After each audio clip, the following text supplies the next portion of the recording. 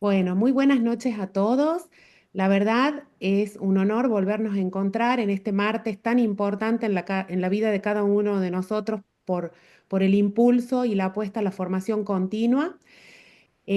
Continuamos en nuestro módulo de patología con nuestra coordinadora, la doctora Silvana Ocampo. Agradezco también a los coordinadores provinciales, tanto Lore como la doctora Nader, y bueno, a los coordinadores de Jujuy y Santa Cruz. Hoy nos convoca un tema muy importante como es la cirrosis biliar primaria y la hepatitis autoinmune, que realmente es un desafío en la práctica clínica. Y para ello le vamos a agradecer inicialmente, después la doctora Ocampo va a hacer la presentación formal y académica de la doctora, pero en nombre de los 5 consejos médicos de la provincia de Catamarca, Jujuy, Santiago del Estero, Santa Cruz y La Rioja. Realmente le agradecemos su predisposición, su voluntad y bueno, este desafío de llegar a lugares a donde esta formación es muy importante, como son algunos lugares remotos de nuestra Argentina, a lo cual los médicos o lo cual los médicos no tienen más que agradecimiento. Lo mismo entre todos los que le ponemos toda la energía a nuestro curso. Así que, doctora Sofía Tejada Rico, la dejo en las manos de la doctora Ocampo, quien va a hacer la presentación formal y bueno, gracias. No, gracias a ustedes por la invitación. Bueno, buenas noches. Eh, Como dijo la doctora Carán, continuamos con este módulo, pero primero presentamos a la doctora Sofía Tejada Rico, que la verdad que es parte de este módulo y que cuando la convocamos en forma desinteresada nos dijo que sí, quiso participar y encima ofrecerse para continuar. Así que la verdad, gracias, Sofi. Y también, como dijo la doctora Carán, en un tema bastante desafiante, mucho más frecuente de lo que uno cree y que teniendo las herramientas creo que podemos hacer un diagnóstico más certero, más concreto y bueno, llegar a tener claro esta patología. Quizás es una patología que es compleja, como dije, frecuente, pero que ella va a dar varios tips y algo y que con una clase no va a ser suficiente porque son temas largos, pero que sin duda nos va a aclarar bastante el panorama y para todos nuestros oyentes y hoy los que están escuchando va a ser de suma utilidad. Así que gracias, doctora, por aceptar nuestra invitación. No, muchísimas gracias a vos, Silvana, por invitarme. A mí, la verdad que un placer estar acá. De más está decirles que, obviamente, para lo que quieran, las clases que quieran. Y bueno, también yo les voy a dejar mi contacto para los doctores, por si tienen alguna duda de la clase, tienen algún paciente que quieran comentarnos. El equipo, nosotros del Santa Isabel en Mendoza, estamos siempre a disposición. Bueno, perdón porque lo más importante no lo dije, que la doctora es sanjuanina pero vive en Mendoza y aparte hoy está capacitándose Buenos Aires. aún más en Buenos Aires y ella está en el Hospital Santa Isabel de Hungría de Mendoza. Gracias, Sof. No, por favor, les comparto ahora. A ver si se ve bien la pantalla. Sí. Perfecto. Bueno, entonces, bienvenidos a todos. Muchas gracias por estar presentes en la charla. Ahí les dejo yo mi contacto, que ese es el mail que nosotros en realidad utilizamos en el hospital, que ya tienen que haber conocido al doctor Galdame y al doctor Mazó, por si tienen alguna duda, más allá de las clases, está bueno por ahí tener un ida y vuelta a veces de los pacientes que por ahí nos dejan esas dudas diagnósticas o de seguimiento. Y el tema que nos lleva hoy día es las enfermedades autoinmunes hepáticas. La idea es charlar un poco de hepatitis autoinmune y colangitis biliar primaria, que son por ahí como las entidades más grandes. Hay otras enfermedades como la colangitis esclerosante, síndrome de superposición, bueno, hay varias cosas, pero obviamente no es, o sea, es mucha información junta, entonces por ahí enfocarnos más en estas dos patologías que dentro de las enfermedades autoinmunes son las más frecuentes. Pero antes de empezar a hablar de las dos patologías, a mí siempre me gusta ir un poco a la base. a las cosas, o sea, a la fisiología y a la fisiopatología, ¿no? Entonces, antes de hablar de la enfermedad hepática autoinmune, nosotros tenemos que recordar siempre cuáles son las funciones de nuestro sistema inmune, ¿no? Nosotros sabemos que el sistema inmune se encuentra permanentemente involucrado en procesar y reconocer lo extraño, o sea, reconoce antígenos de virus, bacterias, toxinas, tejidos extraños en el caso de trasplantes, por ejemplo, y también reconoce lo propio, o sea, también reconoce receptores celulares, también reconoce hormonas, interleuquinas, ¿sí?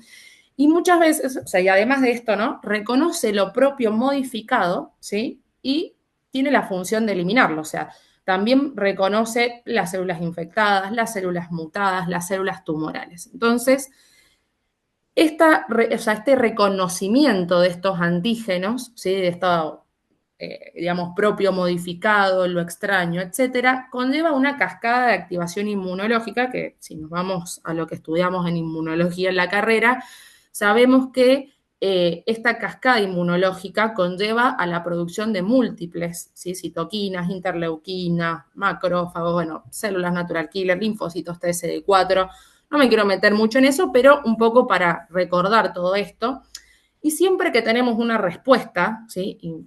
Inmunológica, una respuesta, digamos, de activación, siempre hay una respuesta contraria que nos hace mantener el equilibrio, ¿sí? Entonces, para mantener ese equilibrio, cuando hay una respuesta, por ejemplo, de un microorganismo, una infección, y se producen todas estas células proinflamatorias, las células T reguladoras hacen que el sistema inmune evite la expansión de estos clones autoagresivos, de estas células autoagresivas, y elimina estos linfocitos autorreactivos y restablece el equilibrio, haciendo que, o sea, el sistema inmune hace esto, que mantengamos esa tolerancia, ¿no? Pero en ciertas oportunidades esto no pasa, ¿sí? Entonces, estos antígenos, toda esta cascada inflamatoria, ¿sí? Que se genera, no son controlados y se genera, perdón, una autoexpansión de estos clones, se perpetúan los linfocitos reactivos y genera daño e injuria, ¿sí? Y ahí es cuando aparece la enfermedad autoinmune, que básicamente es el desarrollo de la lesión por autoinmunidad, ¿sí? Entonces, esto es en general, no solamente para el hígado, ¿sí? Sino para todas las enfermedades autoinmunes. Ahora, ustedes me dirán, bueno, ¿qué tiene que ver todo esto con el hígado? Nosotros sabemos que el hígado es un órgano inmunológicamente activo, o sea que más allá, ¿no? de las funciones que tenga de síntesis, el hígado tiene una red compleja de células de inmunidad innata y adaptativa. Están las células de Kupffer, que ya sabemos que son macrófagos residentes o propios de la población del hígado, las células endoteliales sinusoidales, linfocitos TCD4, CD8, etcétera. Y el hígado tiene un beneficio, un órgano muy tolerogénico, se le llama así, por estos beneficios de su microanatomía y su macroanatomía. No nos tenemos que olvidar que el hígado, ¿sí? Recibe flujo, ¿bien? Y está o sea, en permanente contacto con el intestino. Entonces, recibe permanentemente todos estos antígenos que venimos hablando, ya sean externos o propios, y se encuentra en una posición bastante privilegiada en eso, que lo hace un órgano tolerogénico, y eso es lo que hace muchas veces que, por ejemplo, en trasplantes, las tasas de rechazo sean más bajas que las de otros órganos, por esta exposición continua que tiene a este flujo sanguíneo, digamos, desde el intestino.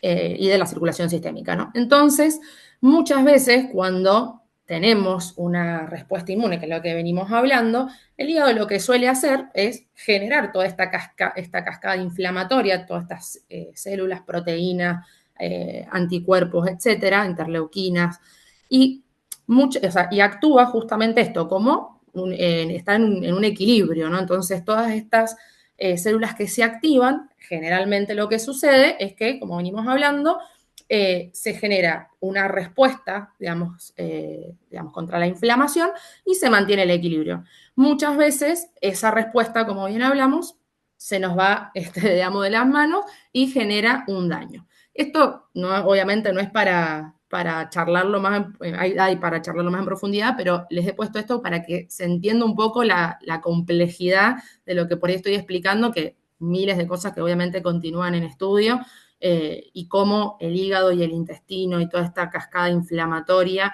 están relacionados.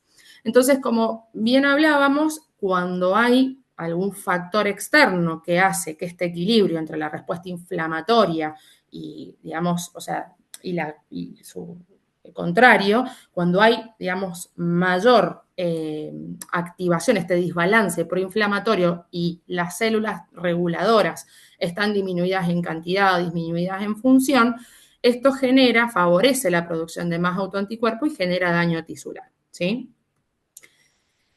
Esto en el hígado, muchas veces, como bien ven acá por ahí en el paso 1, genera una lesión aguda, ¿sí?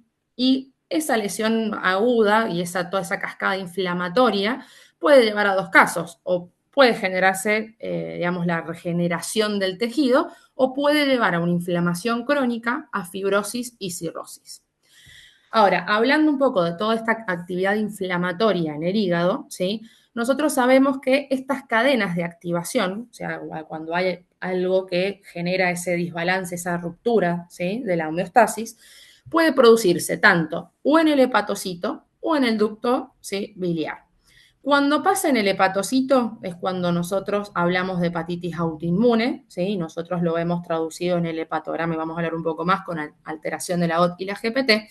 Y cuando hay alteración en el tracto portal, en el ducto biliar, ¿sí?, se habla de las patologías de la colangitis biliar primaria y la colangitis esclerosante, generando colestasis, ¿sí?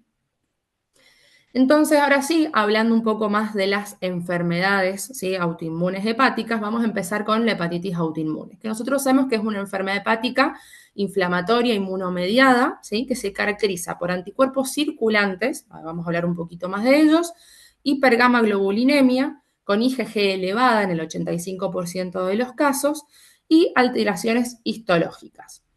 La prevalencia es de 3 casos por cada 100.000 habitantes, principalmente se da en mujeres, pero existe también en hombres, y es importante saber que tiene un patrón bimodal, es decir, que puede aparecer, o sea, los picos, digamos, de aparición de la enfermedad es entre mujeres jóvenes, muchas veces en la adolescencia, entre los 15 y los 20 años, y entre los 40 y los 50 años, pero últimamente hay por ahí más casos, con un aumento de casos reportados en mujeres mayores de 65 años.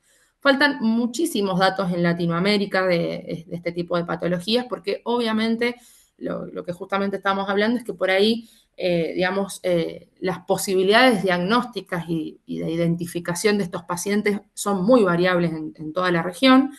Hay reportes de por ahí presentaciones más agresivas en América Latina, con mayores tasas a veces de hospitalización, y lo que sí tenemos que saber es que la mortalidad por causa hepática a los 10 años es del 1.5% y por otras causas del 32%. Pero es una patología que si nosotros por ahí no la detectamos y no la tratamos, como bien dijimos, no solamente puede desencadenar fibrosis y cirrosis a larga data y todas sus complicaciones, sino que también es una enfermedad que es fluctuante, es decir, que puede, puede generar episodios de hepatitis en el transcurso de la enfermedad, ¿sí? Y eso puede desencadenar un fallo hepático agudo, ¿sí?, o a veces ser totalmente asintomática. Ahí ya vamos a hablar un poquito más de eso.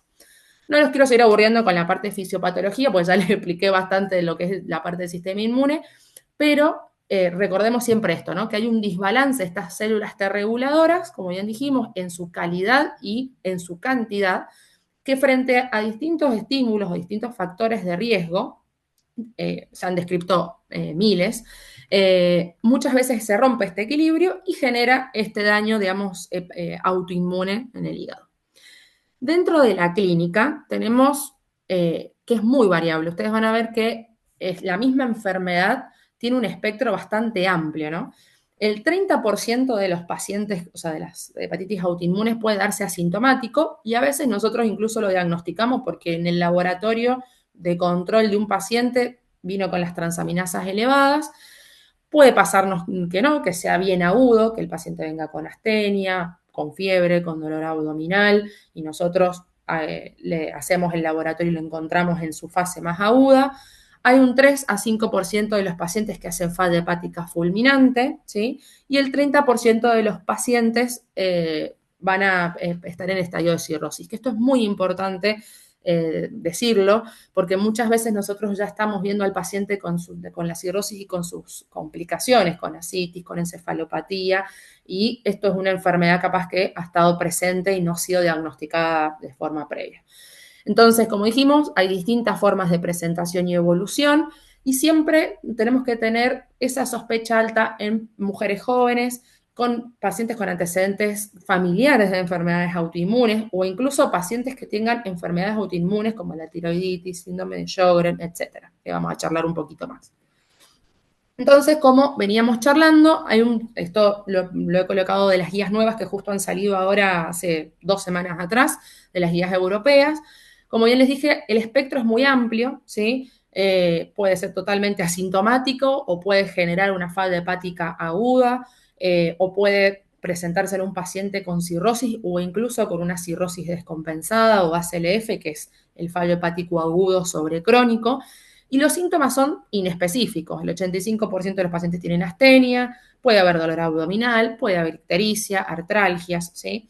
Pero es muy importante tener en cuenta esto, de que no siempre vamos a encontrar al paciente con toda la sintomatología aguda.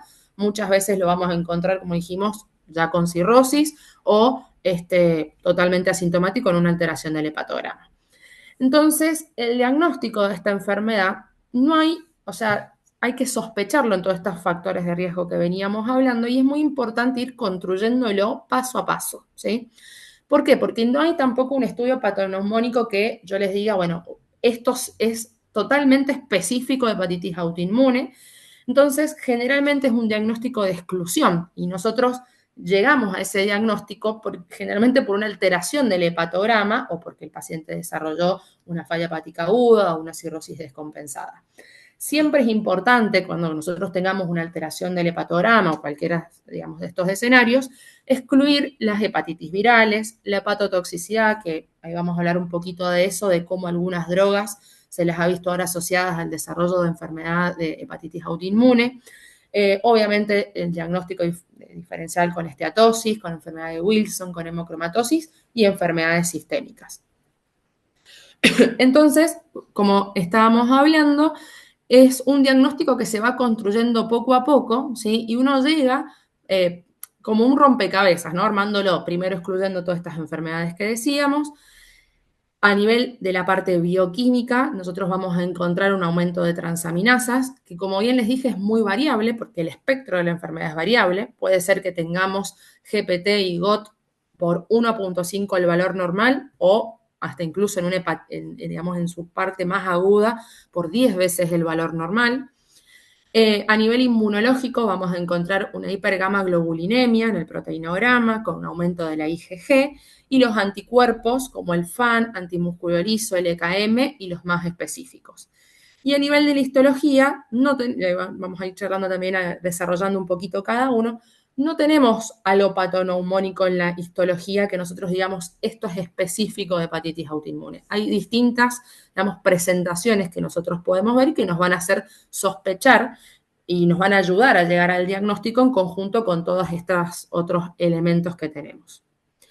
Entonces, con respecto a las transaminasas, como bien dijimos, en la parte bioquímica, como yo les decía, puede ir desde una alteración leve, desde GOT y GPT por 2 veces el valor normal, hasta incluso hemos visto pacientes que tienen más de 50 veces el valor normal.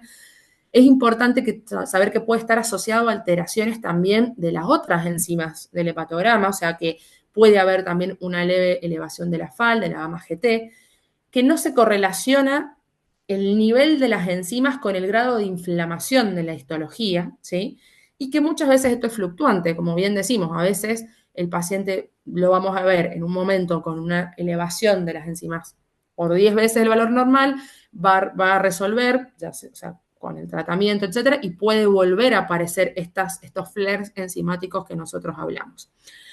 Y con respecto a lo que es la parte más específica, lo que es anticuerpos y la inmunoserología, las inmunoglobulinas, sabemos que el 85% de estos pacientes tienen elevación de IgG, pero volvemos a lo mismo, no es patognomónico porque hay un 15% de los pacientes que pueden estar normal y no excluye, ¿no? el diagnóstico. Y las inmunoglobulinas, la IgG, no solamente son útiles para el diagnóstico, sino también para el seguimiento, como vamos a ver dentro de poquito. Con respecto a los anticuerpos, nosotros tenemos que, el que más seguramente ustedes conocen es el FAN, ¿sí? Que generalmente 2/3 de los pacientes tienen un patrón homogéneo y 1/3 moteado fino. Los antimusculorizos y los anti-LKM1 por ahí son más frecuentes en niños, pero también pueden estar positivos. No nos tenemos que olvidar que hay un 20% de los pacientes que pueden ser seronegativos, ¿sí? Entonces, por eso justamente es lo que venimos hablando de que el diagnóstico no es con una sola cosa, sino que es un rompecabezas que nosotros vamos armando en base a lo que vamos descubriendo, digamos, del paciente. Hay otros anticuerpos, que es lo que veníamos charlando, el SLA, la antiactina, ¿sí? Que por ahí son más específicos, como verán, tienen una especificidad del 99%, muchas veces marcan severidad, predicen mala respuesta, pero por ahí son, aparte que son caros, no se realizan en todos lados, y bueno, como yo les decía, son por ahí más específicos, pero a veces la sensibilidad no es del todo, digamos, buena.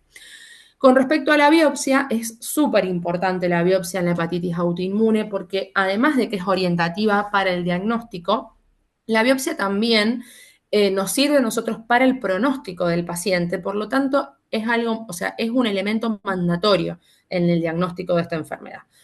Yo hoy les he puesto varias fotos porque como van a ver hay un espectro muy grande, digamos, lo predominante es que haya una infiltración linfoplasmocitaria en el tracto portal, hepatitis de interfase, eso está presente entre el 70 y 98% de las biopsias. También hay presencia de células plasmáticas, rosetas, enteropoiesis. Muchas veces podemos ver también igual colestasis intracelular, todo esto, digamos, inflamación lobular por toda esta reacción inflamatoria que venimos hablando, esta cascada inflamatoria que se produce a nivel del sistema inmune, básicamente nosotros lo vemos traducido en el hepatograma por la elevación de las transaminasas y en la biopsia cuando vemos esto, ¿no? Todo esto, este spillover de linfocitos, ¿sí? Que se llama así, cuando todas estas células linfocitarias están y con toda la inflamación. Y es muy importante, como yo les digo, recordar que todas estas alteraciones que yo les estoy hablando de la anatomía patológica no son patognomónicas. ¿Por qué? Porque, por ejemplo, las células plasmáticas, los plasmocitos, están en el 60% de las hepatitis autoinmunes, pero también se han visto descritas en, por ejemplo, hepatitis B en el 40%, en hepatitis C el 20%. Muchas veces tenemos alteraciones también del ducto biliar, del conducto, y eso no descarta si hay presencia de esto hepatitis autoinmune. Entonces, es muy importante que, como les vengo insistiendo, lleguemos a un diagnóstico por ahí con esta construcción, ¿sí? De los distintos elementos que tenemos. Ahora, es muy importante la biopsia porque justamente el grado de inflamación y el grado de fibrosis, muchas veces a nosotros, o sea, el grado de inflamación, cuando hay hepatitis en puente, necrosis, que está muchas veces presente, hasta incluso en un 98% cuando hay estos flares, estas hepatitis agudas, ¿sí? Eso muchas veces nos produce una necrosis en puente y nos lleva a más riesgo de fibrosis, ¿sí? Mientras más inflamación haya y más episodios de inflamación haya, más daño se produce y eso más fácilmente nos conduce a una fibrosis. Entonces, en la biopsia muchas veces ustedes van a ver descrito en los comentarios, ¿no? Todo esto, lo que venimos hablando, de los infiltrados, si hay daño ductular, si hay colestasis, pero van a ver que al final siempre nos hablan del score de Ishak, ¿sí? Que es un score que se utilizan mucho los patólogos para hablar no solamente del grado de inflamación, sino del grado de fibrosis. ¿Y por qué lo traigo a colación? Porque esto es lo que a nosotros nos marca el pronóstico y la gravedad de la enfermedad. Se los he puesto ahí como para que ustedes lo lean, los distintos estadios. Obviamente, mientras más puntaje, más grado de fibrosis y más grado de actividad necroinflamatoria. Y esto a nosotros, cuando tenemos, ¿sí? esta biopsia más el hepatograma, como hablábamos, por ahí nos podemos ubicar en qué escenario estamos con nuestro paciente. Si es una enfermedad más moderada severa, es decir, que tenemos un score en la biopsia de más de 4, con enzimas mucho más elevadas, con fibrosis en la biopsia avanzada, muchas veces son pacientes que están más sintomáticos, o por ahí en escenarios más leves, en donde tenemos un score de menos de 3 en la biopsia, con enzimas hepáticas menos de 3 veces el valor normal, sin fibrosis o incluso asintomático. No es lo mismo para, digamos, el ojo que nosotros vamos a tener que tener con estos pacientes, porque no es el mismo pronóstico, ¿no? Un caso que el otro. Para simplificarnos un poco la vida, obviamente se crearon estos scores que existen los scores, digamos, más largos y este que es el simplificado. Este es el que está actualizado actualmente con estas guías que yo les digo ahora europeas del 2025, donde tiene una sensibilidad del 80% y una especificidad del 95%. Muchas veces nosotros utilizamos estos scores sobre todo para, por ahí cuando nos quedan un poco más de dudas diagnósticas, pero básicamente el score simplificado lo que utiliza son distintos parámetros que son los que venimos hablando, la presencia de FAN, ¿sí? La presencia de los valores de IgG y la biopsia, ¿sí? Y la ausencia o no de hepatitis virales. Entonces, nosotros cuando tenemos estas tres cosas, podemos utilizar este score para ayudarnos a terminar de construir y de llegar al diagnóstico.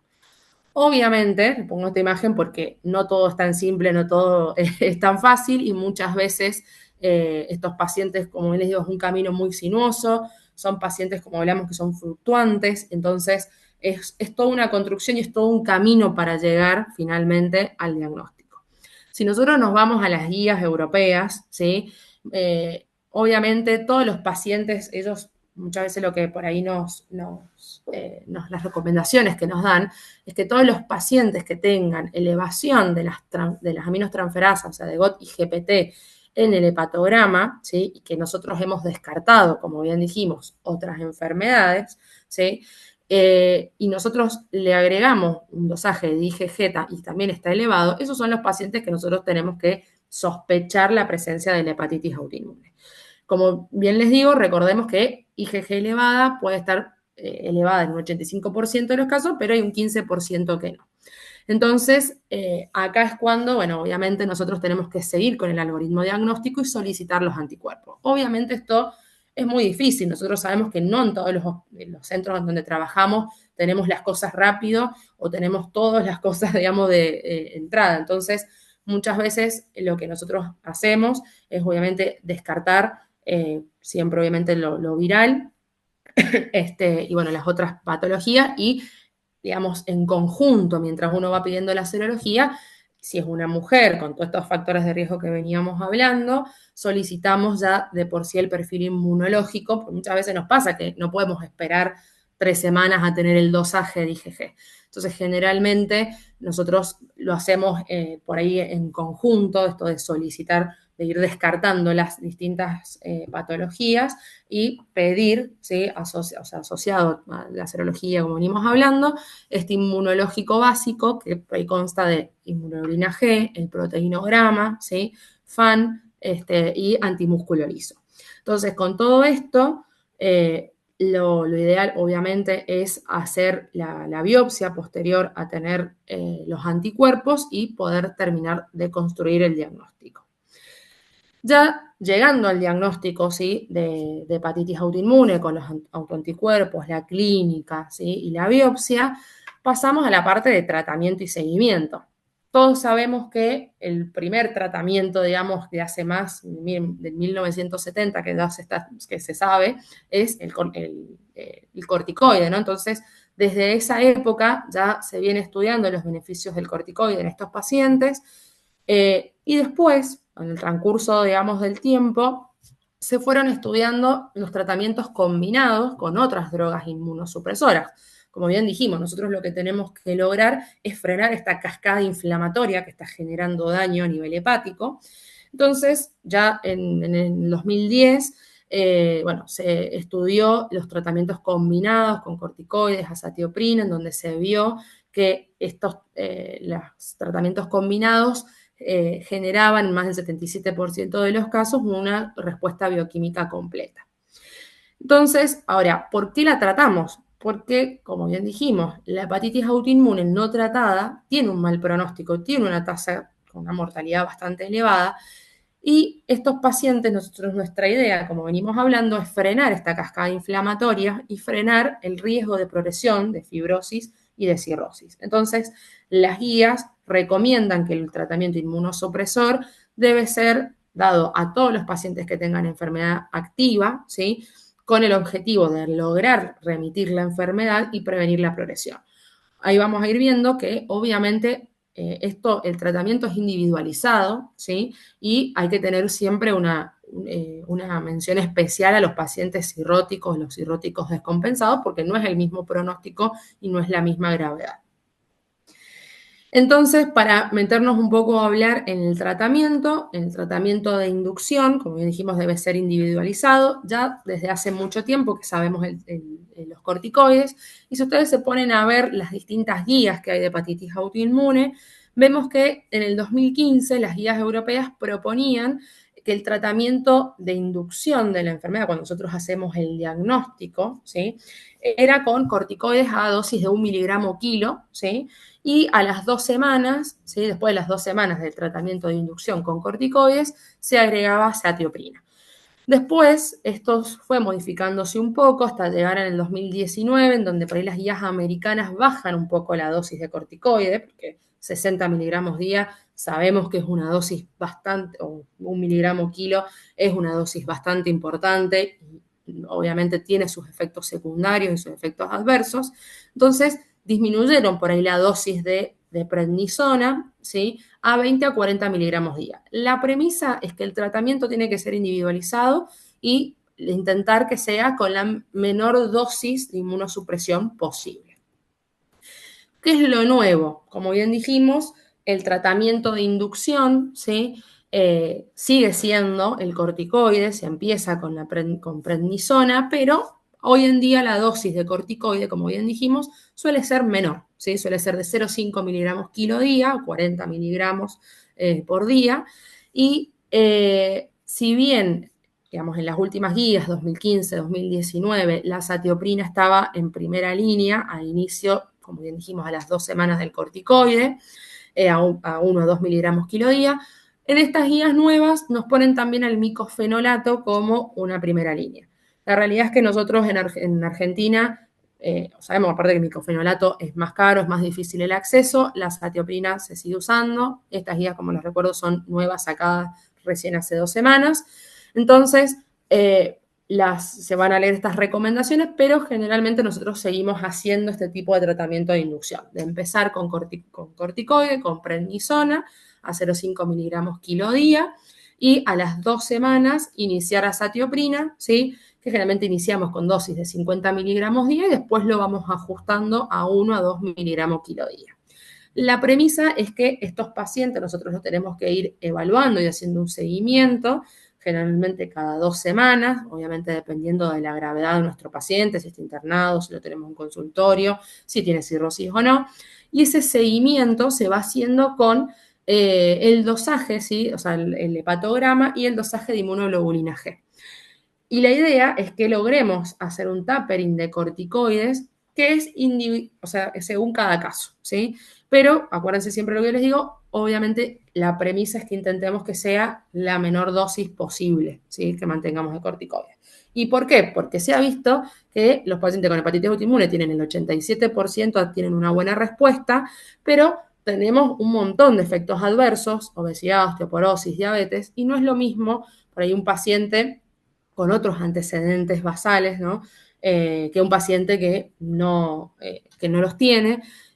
Como bien dijimos, son dosis bastante importantes que también pueden producir infecciones, ¿sí? Entonces, hay que intentar manejarlo muchas veces con la menor dosis posible.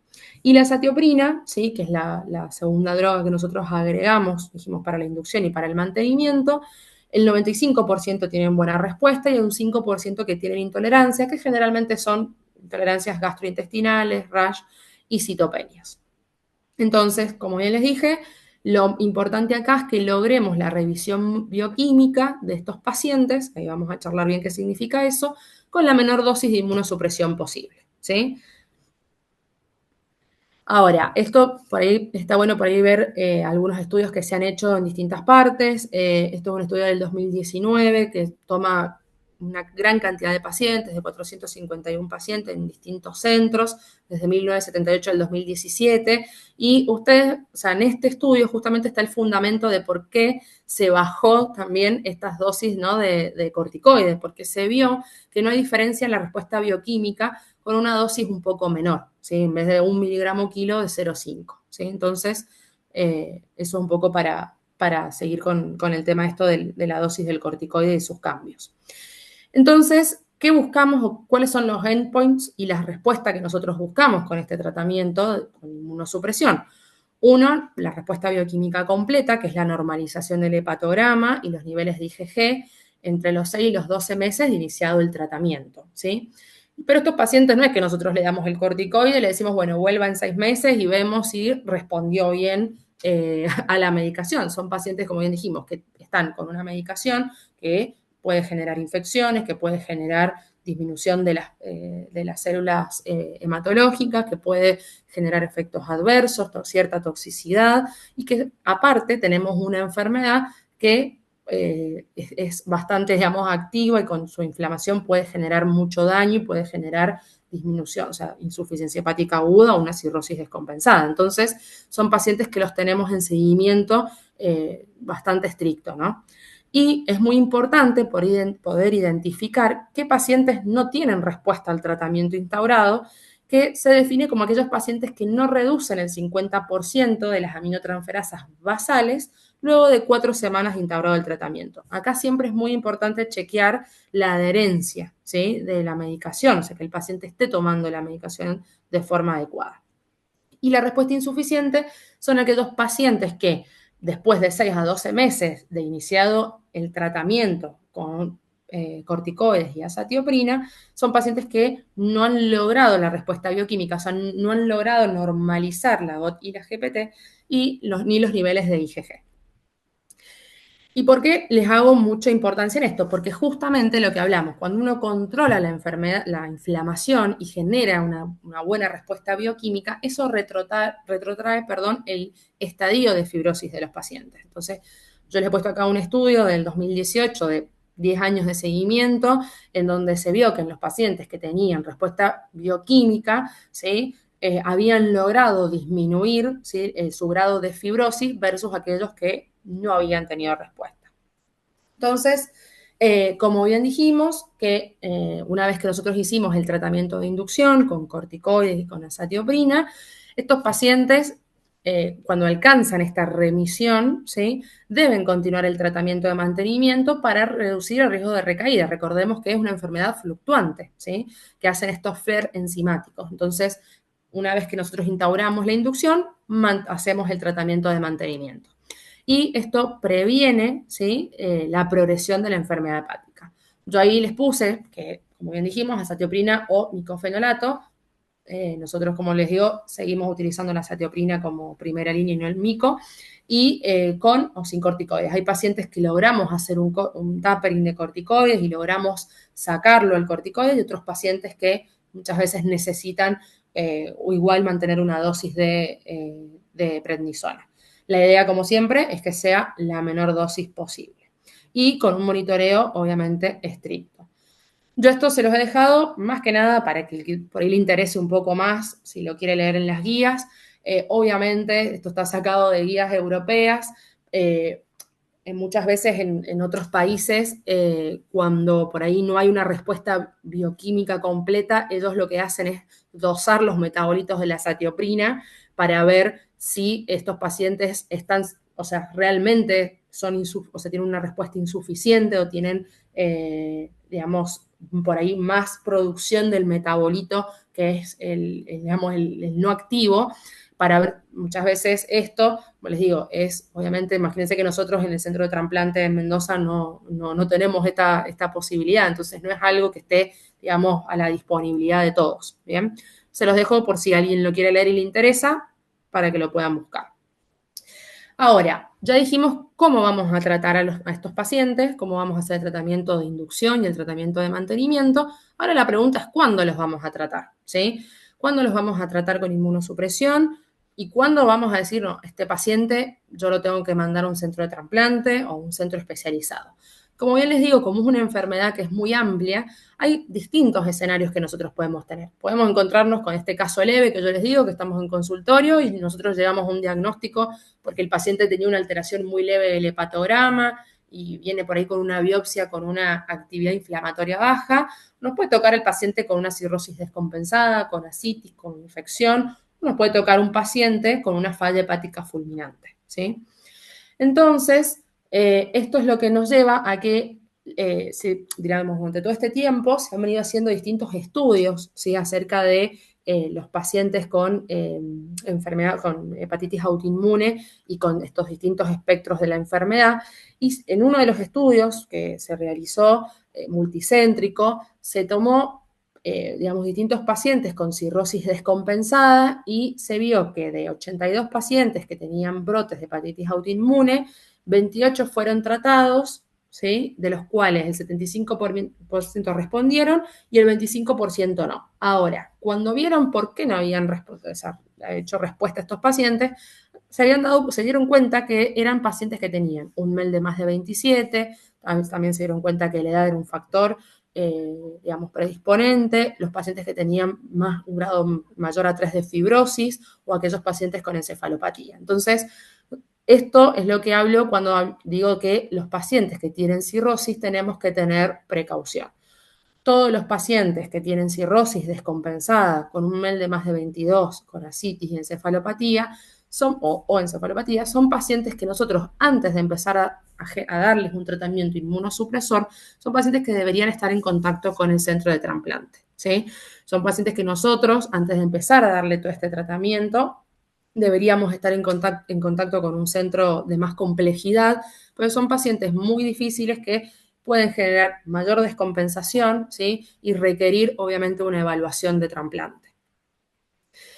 En el caso de lo que es la insuficiencia hepática aguda, recordemos, ¿no?, que la insuficiencia hepática aguda o la hepatitis fulminante, es aquel escenario en donde tenemos un síndrome clínico con alteración, ¿sí?, del hepatograma, con más de 10 veces las enzimas del valor normal, o sea, generalmente se desarrolla desde una hepatitis aguda, con alteración del TP y desarrollo de cualquier grado de encefalopatía. Entonces, cuando nosotros estamos ante un paciente con alteración de la función hepática, encefalopatía, no es un paciente para que nosotros manejemos y tan libremente con inmunosupresión, es un paciente que debe estar en contacto en un centro de alta complejidad, en un centro de trasplante hepático, ¿sí? Que obviamente es difícil, muchas veces no estamos nosotros, por ahí no en todas las provincias hay centros, pero sí, para que sepan, no es un paciente para que nosotros nos larguemos libremente a hacerle un tratamiento inmunosupresor. Son pacientes que deben estar en centros de complejidad. Entonces, antes de seguir, siempre tener muchísima precaución en los pacientes cirróticos, como les digo, y en los pacientes que tienen una hepatitis aguda grave desencadenada por un flare de hepatitis autoinmune, son pacientes que antes de empezar el tratamiento inmunosupresor, nosotros debemos estar en contacto con un centro de complejidad. Ahora, ya dijimos que estos pacientes, los vamos a ir viendo en base a la gravedad, cuándo vamos a empezar el tratamiento. Ahora, también la pregunta es ¿hasta cuándo, no? O sea, ¿cuánto tiempo va a estar el paciente con el tratamiento inmunosupresor? ¿Para siempre? ¿Cada cuánto? Entonces, es muy difícil decidirlo hasta cuándo lo vamos a mantener al paciente con el tratamiento, pero sí tienen que saber que el paciente debe, para pensar nosotros en retirar el tratamiento, por lo menos debe tener 1 a 2 años incluso de remisión bioquímica para poder plantearse uno suspender el tratamiento inmunosupresor. Ahora, no se puede suspender el tratamiento inmunosupresor sin tener una biopsia en el medio. ¿Por qué? Porque el riesgo de recaída, ¿sí?, es distinto en un paciente que tiene una biopsia intratratamiento normal o aquel paciente que, por ejemplo, tiene una hepatitis de interfase. El paciente que tiene una hepatitis de interfase en la biopsia de control, por más que tenga el hepatograma normal, es un paciente que tiene más de 50% de riesgo de recaer, ¿sí? Y si tiene riesgo de recaer, tiene riesgo de desarrollar cirrosis y sus complicaciones, ¿sí? Y el mayor riesgo de recaída es en el primer año de suspender el tratamiento. Entonces, son pacientes que, como siempre le digo, la biopsia es muy mandatoria, entonces no se recomienda suspender los tratamientos en pacientes que tengan un score de actividad de más de 3 puntos. Entonces, siempre antes de plantearse sacar la medicación, es un paciente que nosotros lo tenemos que tener biopsiado nuevamente. Esto es un pequeño, digamos, una pequeña mención a las hepatitis autoinmunes que están inducidas por drogas, ¿sí? Muchas veces nosotros tenemos fármacos como la nitrofurantoína, la aminociclina, las estatinas, el infliximab, ahora justamente con los tratamientos con inmunoterapia también, en donde estas drogas, al utilizarlas, generan una lesión hepática, todas por autoinmunidad, que puede generar incluso también manifestaciones extrahepáticas, rash, artralgias. Cuando nosotros los biopsiamos, la biopsia es muy similar a la de una hepatitis autoinmune porque básicamente la fisiopatología es que genera, ¿no?, toda esta secuencia de inflamación y todos estos cambios a nivel inmunológico, y suelen caracterizarse porque hay una respuesta rápida a los corticoides, pero como verán, el patrón es el mismo en el hepatograma, también pueden tener elevación de la inmunoglobulina. Esto por ahí se los dejo un poco más para que ustedes estén atentos a siempre hacer una buena anamnesis y saber si estos pacientes están en tratamiento con alguna droga que pueda generar y desencadenar una hepatitis autoinmune, ¿sí? Entonces, ahora con todo esto, con el pembrolizumab, el nivolumab, todas estas drogas de inmunoterapia para los distintos tipos de cáncer, han habido por ahí casos, ¿sí?, más reportados sobre estas alteraciones, estas hepatitis inducidas, autoinmunes inducidas por droga, por esta desregulación inmune que venimos charlando. Y también lo mismo puede ir desde un espectro de una hepatitis leve hasta una hepatitis fulminante. Como mensajes finales de la hepatitis autoinmune, quiero que lo más importante creo que tiene que quedarles es que es una enfermedad que por ahí es poco frecuente, pero porque está subdiagnosticada, que nos faltan un montón de datos en América Latina, que es potencialmente grave, que nos lleva para llegar a su diagnóstico hay que tener una construcción diagnóstica, o sea, no solamente con la clínica, sino también con la alteración del hepatograma, con las enzimas hepáticas, y como siempre les digo, desde un valor por 1.5 hasta un valor de más de 50 veces el valor normal, con una biopsia compatible, ¿sí?, que es clave esta biopsia no solo para el diagnóstico, sino también para el seguimiento. El tratamiento con inmunosupresores, con prednisona y azatioprina, es lo que nos permite la remisión clínica y bioquímica y nos ayuda a retrotraer la fibrosis y evitar la progresión a cirrosis. Siempre antes de pasar a tratamiento de segunda línea, que no lo he explicado porque me parece que es como mucho más información más compleja, que se puede buscar después si a alguien le interesa para ver qué otras drogas se pueden utilizar. Pero siempre verificar la adherencia antes de decidir tratamientos de segunda línea, identificar los casos graves, ¿sí?, los pacientes que tienen alteración del TP, que tienen encefalopatía, aquellos pacientes que tienen bilirrubina elevada, pacientes con cirrosis descompensada, son pacientes de casos graves y que son potenciales de requerir un trasplante hepático, ¿sí? Entonces, no nos larguemos a hacer un tratamiento de inmunosupresor sin no estar en contacto primero con un centro de trasplante o un centro de mayor complejidad. Es fundamental promover el seguimiento a largo plazo, incluso en aquellos pacientes que están en remisión por el riesgo de recaídas que tienen la enfermedad y de complicaciones. Y por supuesto que en nuestra región persisten estos desafíos, no solamente el desafío diagnóstico que llevan estos pacientes, sino también el seguimiento especializado. Hay falta de registros por ahí de estos pacientes. No todos tenemos la misma disponibilidad, ¿sí?, de los estudios, ¿no?, para poder llegar al diagnóstico. Entonces, hacer mucho hincapié en poder intentar detectar estos pacientes, sobre todo las mujeres y en cierta edad, para poder hacer el diagnóstico lo antes posible. Habiendo ya pasado a la parte de hepatitis autoinmune, vamos a seguir con la colangitis biliar primaria. Acuérdense lo que hablábamos, en donde la hepatitis autoinmune se genera por este daño, esta cascada inflamatoria y este desbalance de células inflamatorias a nivel del hepatocito. En cambio, en la colangitis biliar primaria y en la colangitis esclerosante, esto, digamos, el daño, esta cascada inflamatoria y esta lesión se genera en los conductos biliares pequeños. Entonces, es una enfermedad colestásica, crónica, autoinmune, que se caracteriza por una destrucción inmunomediada de las células epiteliales biliares, de los conductos biliares pequeños, que suele ser de curso progresivo y lento.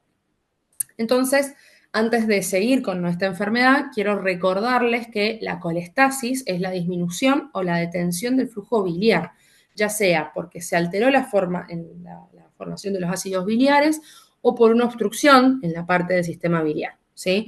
Recordemos que la colestasis se da, o sea, en el laboratorio con una FAL elevada, ¿sí?, que puede estar o no acompañada de alteración de la gamma GT y de la bilirrubina también, pero no siempre va a estar asociado a hiperbilirrubinemia. Siempre que nosotros tenemos un paciente con FAL elevada, tenemos que hacer un buen anamnesis, examen físico, ver si el paciente tiene dolor abdominal, y lo primero que nosotros siempre pedimos es una ecografía. Si el paciente tiene una ecografía normal, dilatación de la vía biliar, una lesión, cálculos, etcétera, bueno, seguiremos con nuestro algoritmo diagnóstico, pediremos una colangiorresonancia, etcétera. Ahora, si el paciente tiene una ecografía normal con colestasis en el laboratorio, hemos descartado otras alternativas virales, tóxicos, patologías infiltrativas, son pacientes que nosotros tenemos que sospechar que tienen colangitis biliar primaria, a lo cual siempre solicitamos, ¿sí?, los anticuerpos. Entonces, hablando un poco más de la enfermedad, es una enfermedad que se da generalmente en mujeres entre 40 a 60 años, tiene predisposición genética y también una cierta predisposición, hay factores de riesgo ambientales, se puede dar en todas las razas y las etnias. En América Latina nos faltan bastantes datos todavía de la enfermedad y la prevalencia a nivel global es de 17.6 cada millón de personas por año. Como bien hablamos, la fisiopatología, no los voy a volver a aburrir con toda la cascada inflamatoria, pero bueno, básicamente es lo que venimos charlando desde el inicio. Obviamente hay factores genéticos, ¿sí?, que tienen, digamos, hincapié en las interleuquinas 12, en la respuesta inmune innata. Hay factores ambientales asociados, se han propuesto que distintos químicos, ¿sí?, asociados al desencadenante de la enfermedad. Nosotros sabemos que a nivel de la respuesta inmune se da porque hay una alteración de los CD4 y CD8 contra la piruvato deshidrogenasa E2 y, como bien dijimos, genera un daño en el conducto biliar, generando inflamación, cicatrización y eventualmente fibrosis. Entonces, esto, no para que se asusten, pero para que se entienda un poco lo que venimos charlando de la fisiopatología, en donde a nivel del conducto biliar, estas alteraciones, tanto de la piruvato deshidrogenasa como del intercambiador de cloro y bicarbonato, hace que los ácidos biliares, ¿sí?, hidrofílicos, estén en contacto con el epitelio biliar y generan inflamación, necrosis y fibrosis. Y toda esta respuesta inflamatoria que se genera por estas células que venimos charlando, nos van a producir también los anticuerpos mitocondriales, que son los que el sello serológico de la enfermedad. Con respecto a la clínica, el 50% de los pacientes presentan fatiga, como verán es bastante inespecífico también. El 20% pueden tener prurito al momento del diagnóstico, pero generalmente el prurito se da en el 80% de los pacientes que no han sido tratados en 10 años. Entonces, nos pasa mucho esto, que nosotros a veces llegamos a la patología ya en estadios más avanzados, salvo que por ahí encontremos, ¿no?, un laboratorio alterado y lleguemos al diagnóstico antes. Generalmente los pacientes que tienen menos de 45 años son más sintomáticos y menos respondedores a los tratamientos, y como genera también alteración a nivel del metabolismo del colesterol, muchas veces vamos a encontrar santomas y santelasmas, ¿sí? Los pacientes, esto es algo que no les dije con respecto a la hepatitis autoinmune, pero aplica para las dos enfermedades, suelen ser pacientes, y esto no está totalmente bien documentado, pero es así, en la práctica médica lo vemos, son pacientes que tienen enfermedades psiquiátricas asociadas, como por ejemplo la depresión, porque son pacientes que viven con fatiga, que viven con prurito permanente. Entonces, muchas veces vamos a ver que son pacientes que tienen un espectro, digamos, de enfermedades por ahí psiquiátricas o psicológicas asociadas, ¿no? Vamos a ver, digamos, pacientes que por ahí no tienen lesiones tanto de rascado y otros pacientes que sí. Entonces, la clínica en eso es la presentación es bastante variable. Sí, como les venía charlando, los sintomáticos, o sea, los pacientes jóvenes suelen ser más sintomáticas y tienen mayor actividad bioquímica, menos respuesta al ácido urso desoxicólico y por lo tanto tienen más riesgo de desarrollar cirrosis y sus complicaciones. Y algo muy importante que tenemos que tener en cuenta es que los pacientes que tienen colangitis biliar primaria muchas veces están asociados a otras enfermedades reumatológicas, endocrinológicas. Muchas veces son pacientes que tienen asociado al complejo Zika, tienen ojo seco, perdón, y boca seca, enfermedad celíaca, enfermedades intestinales, psoriasis, vitiligo. Entonces, también tener presente esto, ¿no? Que hay otras enfermedades autoinmunes asociadas a la CBP. Con respecto a las formas de presentación, también tenemos por ahí pacientes que tienen estadios bioquímicos leves o moderados o avanzados, lo mismo a nivel de la histología, y muchas veces nos pasa que hay un diagnóstico en las etapas asintomáticas y llegamos a eso por las alteraciones del hepatograma y el estudio concomitante después de eso.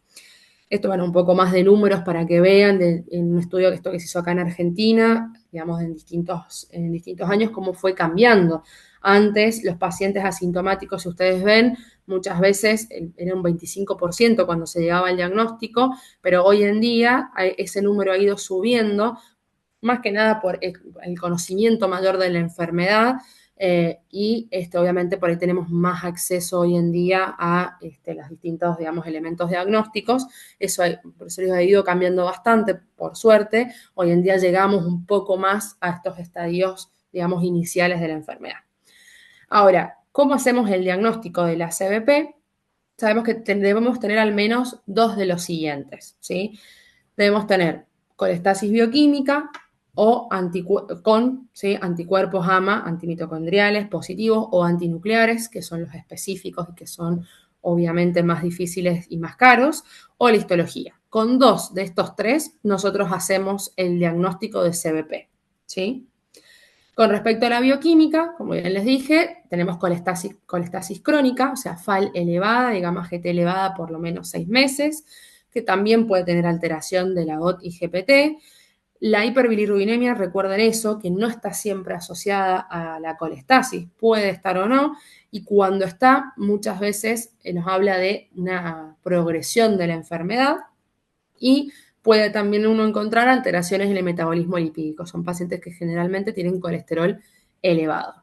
Ahora, cuando vemos todos estos parámetros que nosotros podemos encontrar, vemos que la FAL, ¿sí? Es la que por ahí que nosotros vamos a tener un valor elevado para el diagnóstico, para la sospecha diagnóstica, y también después vamos a ver que nos va a servir para valorar el seguimiento de la enfermedad.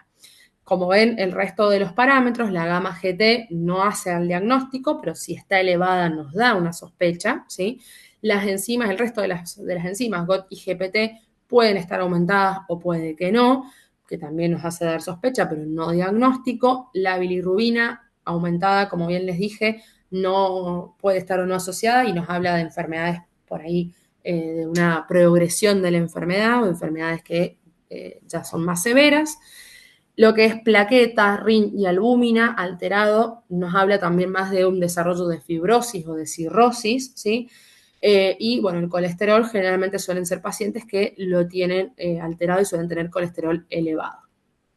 Con respecto a lo que es la inmunología, el sello serológico de la enfermedad son los anticuerpos antimitocondriales, que si se acuerdan en la fisiopatología están producidos, se dosan porque se producen en toda esta alteración de la cascada inflamatoria a nivel del conducto biliar. más del 95% de las enfermedades de CBP, digamos, los pacientes con CBP lo tienen, con títulos de más de 1 en 40, tienen una sensibilidad del 86%, pero la especificidad que tienen es del 94% y por eso nosotros lo llamamos el sello serológico de la enfermedad.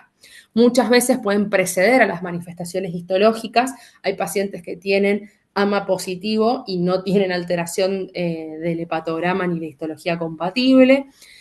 Hay una subpoblación de pacientes que pueden llegar a tener CBP con AMA negativo, que tienen la clínica, que tienen la histología, generalmente, pero no tienen estos antimitocondriales, que es entre el 5 al 10% de los pacientes. En estos casos, nosotros solemos determinar estos otros anticuerpos antinucleares más específicos, ¿sí? Y es muy importante tener en cuenta esto, porque como bien venimos charlando, son, digamos, los diagnósticos los vamos construyendo en base a la clínica del paciente y a los elementos que tenemos de exámenes complementarios. Recuerden que de 2 de 3 nosotros tenemos que tener, ya sea de la colestasis, la biopsia o el inmunológico, para poder hablar de CBP.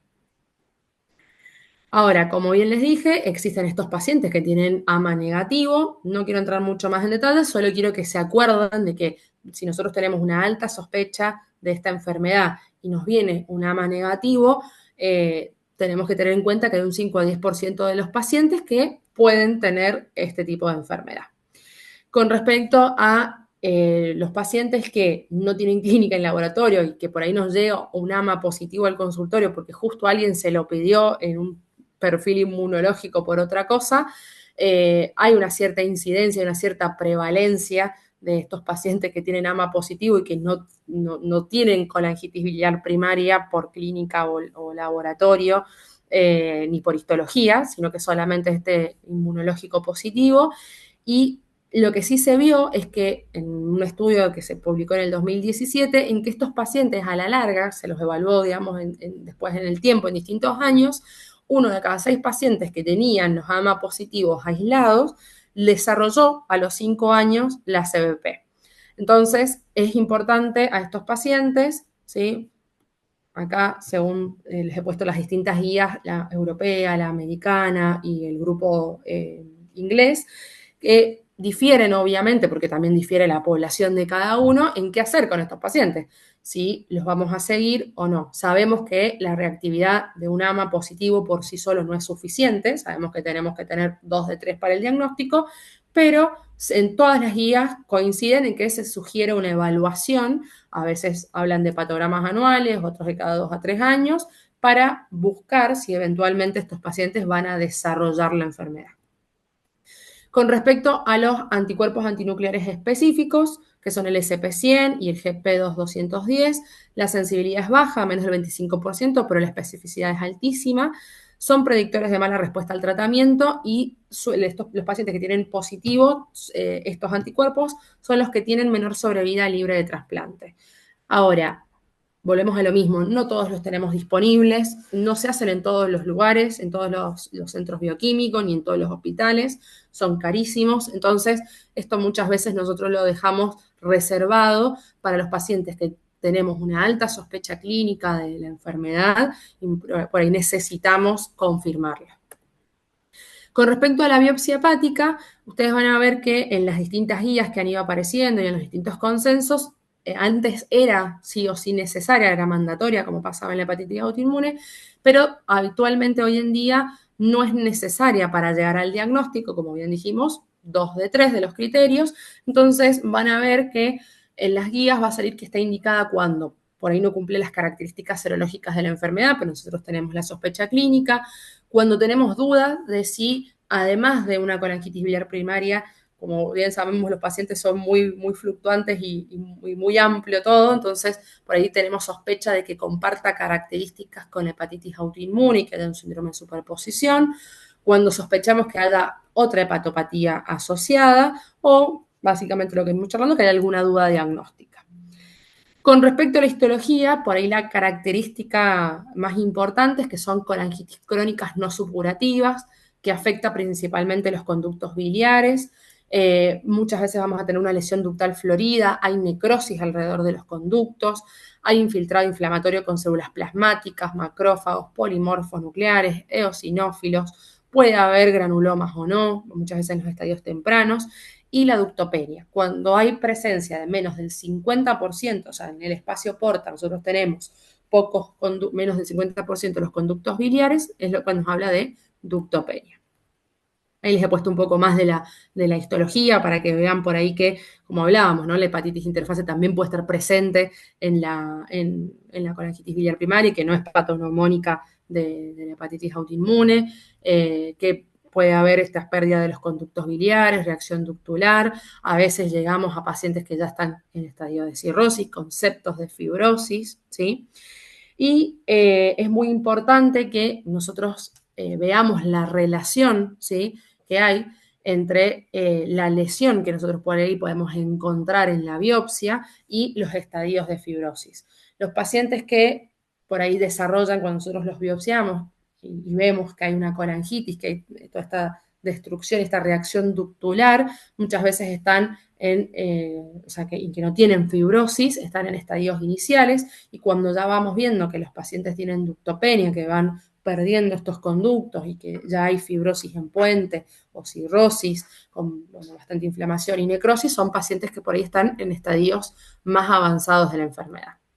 Entonces, ¿cómo llegamos al algoritmo diagnóstico? Como veníamos charlando, todos los pacientes que nosotros tenemos en un hepatograma, alteración de las enzimas de colestasis, es decir, FAL y gamma GT, que pueden o no estar asociadas a bilirrubina elevada, siempre tenemos que descartar, preguntarle al paciente las drogas que está tomando, porque sabemos que también puede generar, la hepatotoxicidad puede generar estos daños, hacer un buen examen físico, pedir una ecografía abdominal en donde nosotros descartamos básicamente que no haya litiasis, que no haya ninguna lesión ocupante, que no haya una dilatación de la vía biliar de colangitis esclerosante.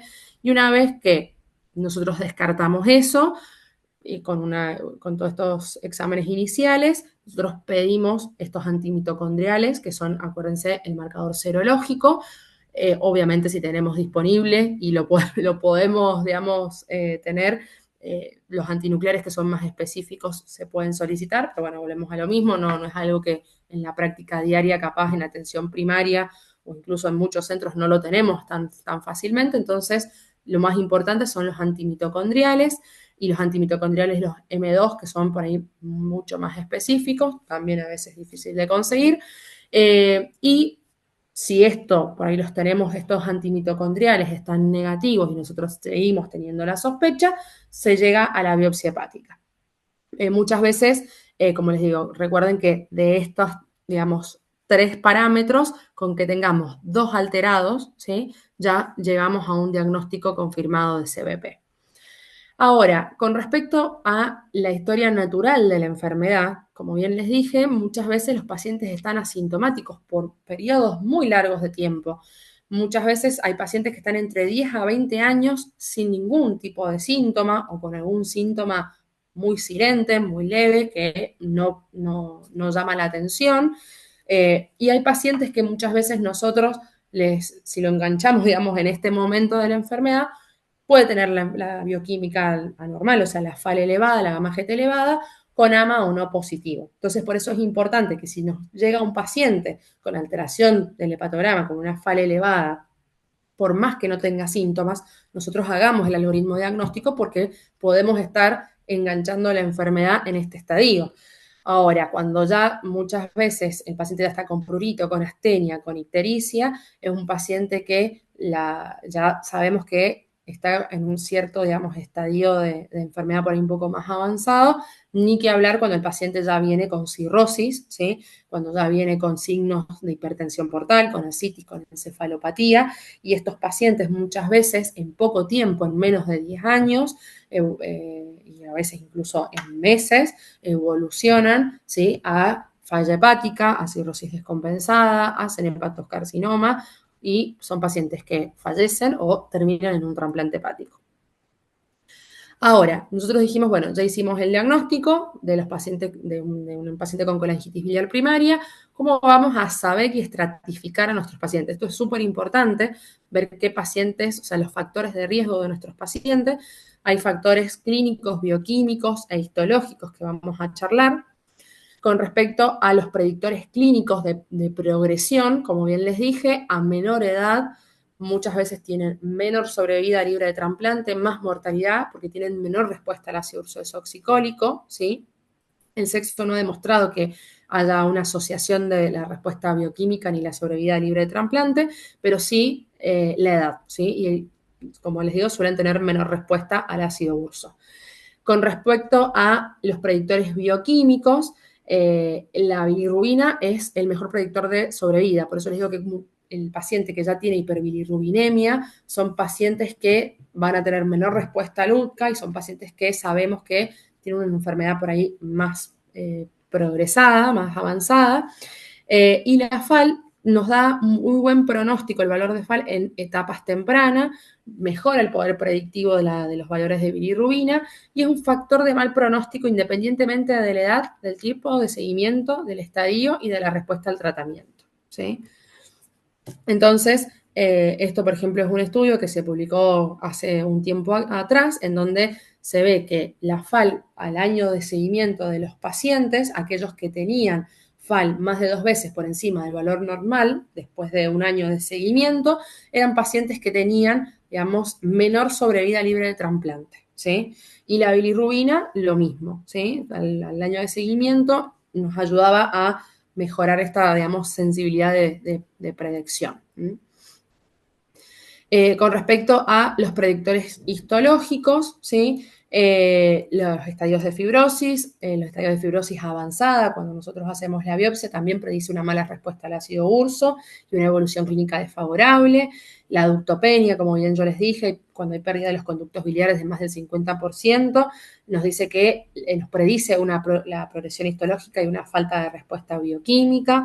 Y la hepatitis, cuando hay mucha reacción inflamatoria, cuando hay mucha hepatitis asociada además al daño, digamos, del conducto biliar, también nos habla de un predictor independiente de la respuesta bioquímica, de progresión de la enfermedad, de mayor mortalidad y necesidad de trasplante. Con respecto al tratamiento de la colangitis biliar primaria, el tratamiento de primera línea sigue siendo el ácido ursodesoxicólico, ¿sí? Y yo les quiero hacer mención por ahí un poco a distintos, no quiero volverlos locos con esto porque la realidad es que hoy en día en la industria hay bastantes drogas en estudio, les voy a por ahí nombrar los que por ahí más van a escuchar, y los de segunda línea, como el ácido beticólico, que en Argentina no está disponible, y los off-label, que los usamos todos, pero no están todavía aceptados por ninguna entidad reguladora, digamos, a nivel mundial, como los fibratos, ¿sí? Y los agonistas PPAR, que son los que por ahí han tomado un poco más relevancia en los estudios en este último tiempo. Con respecto al ácido ursodesoxicólico, es un ácido biliar hidrofílico, ¿sí? Que, como les puse acá en el dibujito, actúa a distintos niveles digamos, de la síntesis de ácidos biliares, actúa a nivel de los receptores de MRP4, de MDR3, y tiene distintos efectos, o sea, no solamente aumenta la secreción hepatocelular de las sales biliares, sino que también modifica el pool de estos ácidos biliares, baja la toxicidad de la bilis, estimula la secreción colangiocelular, tiene efectos antipoptóticos, pero básicamente lo que hace es que mejora el flujo biliar, reduce el daño por colestasis en los hepatocitos y en el epitelio biliar y reduce el daño inmunomediado de la enfermedad. Y tiene un excelente perfil de seguridad, entonces es una droga que nos acompaña desde hace un montón de tiempo y hoy en día todavía no hay una droga que la haya, digamos, destronado como tratamiento de primera línea. Si ustedes se ponen a buscar estudios previos, van a ver que los pacientes que están con ácido ursodesoxicólico tienen muchísima más sobrevida libre de trasplante, de aquellos que no lo utilizan, es 80 versus 60%, o sea que el ácido urso retrasa la progresión a la cirrosis y la indicación de trasplante, ¿sí? Ahora, ¿cómo sabemos qué pacientes son los que responden y quiénes no? Bueno, hay un montón de scores que nosotros utilizamos cuando hacemos el diagnóstico de colangitis biliar primaria y hacemos el tratamiento con ácido urso desoxicólico. Nosotros utilizamos por ahí los dos más, digamos, más frecuentes, que son el score de Toronto y el de París 2, que básicamente lo que evalúa, acuérdense lo que les digo, que la FAL es un predictor pronóstico, entonces evalúa el valor de la FAL, el de Toronto a los 24 meses de haber iniciado el tratamiento con el UTCA y el de París a los 12 meses, ¿sí? Entonces, evalúa, generalmente los cortes son de 1.6 o de 1.67 o 1.5 de la FAL, evalúa, ¿sí? Y nos habla de que si los pacientes tienen más de 1.67 de FAL o más de 1.5 en el caso del score de París, son pacientes que nosotros vemos que el tratamiento no está funcionando, ¿sí? Y no es menor mencionar que hay un 40% de los pacientes que son no respondedores a este tratamiento. Además de eso, tenemos otros scores, como el score de Globe o el de Reino Unido, el de UK-PBC, que predicen mortalidad y sobrevida del trasplante. Eso uno lo puede encontrar en cualquier calculadora médica en internet. Nos predicen mortalidad y sobrevida libre de trasplante, mejor que los scores estáticos, como los que veníamos hablando, que solamente ven la FAL. Y nos ayudan por ahí a estratificar pacientes de alto y bajo riesgo y nosotros podemos utilizarlo en nuestro paciente en el consultorio para poder definir esto, qué pacientes son los que van digamos, a tener mayor riesgo. Con respecto al ácido obeticólico, ¿sí? Que es una droga, como dijimos, es la droga de segunda línea, ¿sí? A dosis de 5 miligramos día, incluso en algunos lugares hasta 10 miligramos día.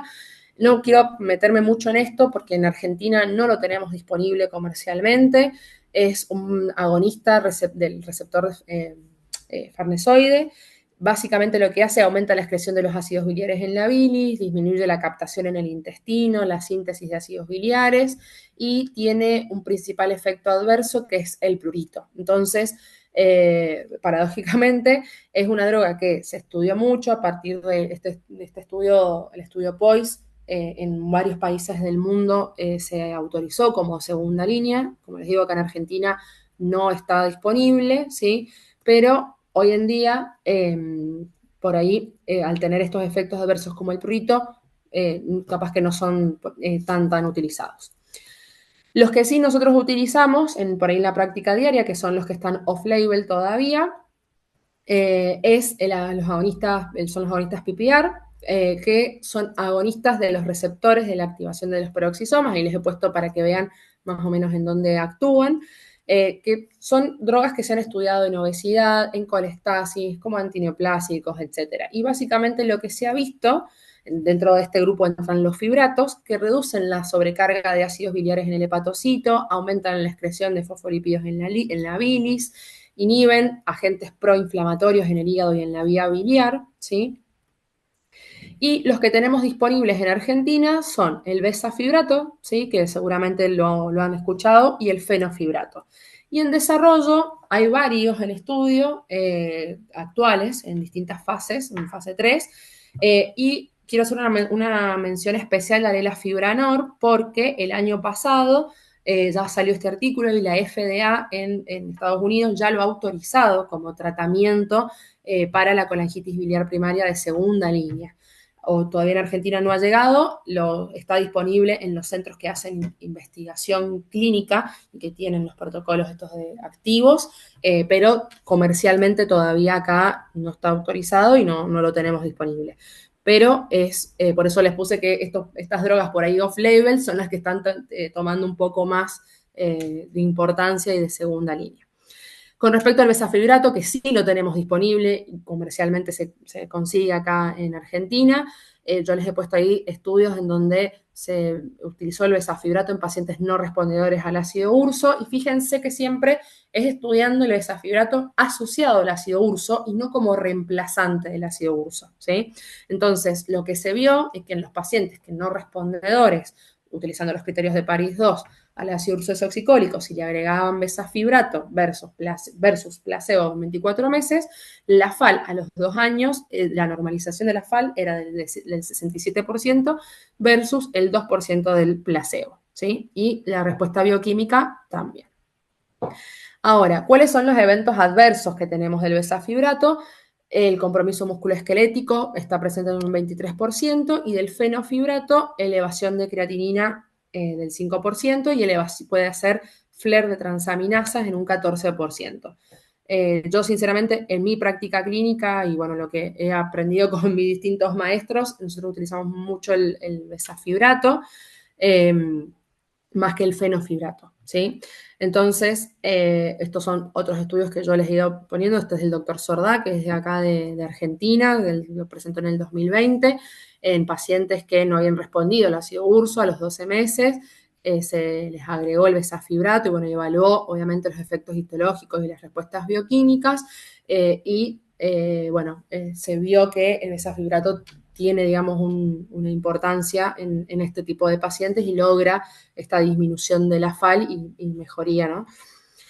Esto un poco para que lo tengan presente y lo guarden, que como bien dijimos que el fin del tratamiento de la colangitis biliar primaria es prevenir la progresión de la enfermedad, lograr la disminución de la fatasa alcalina y evitar, ¿no?, que lleguemos a una fibrosis y una cirrosis. Entonces, siempre que nosotros hacemos un diagnóstico de CBP, como bien dijimos, tenemos que estratificar el riesgo de nuestro paciente, ¿sí? Ya sea con los scores estáticos, o sea, con la FAL, o con los scores por ahí más dinámicos, con estos scores que yo el Globe, por ejemplo, que los encontramos en internet, y valorar, o sea, iniciar el tratamiento con ácido urso desoxicólico, que se inicia de 13 a 15 miligramos kilo día, ¿sí? E ir evaluando al paciente, o sea, es un paciente que nosotros tenemos que ir viendo cómo responde y sobre todo ver después de un año de tratamiento, además en qué punto también estamos, si es un paciente que es respondedor o no, si es un paciente que puede estar asociado a otras enfermedades autoinmunes o no.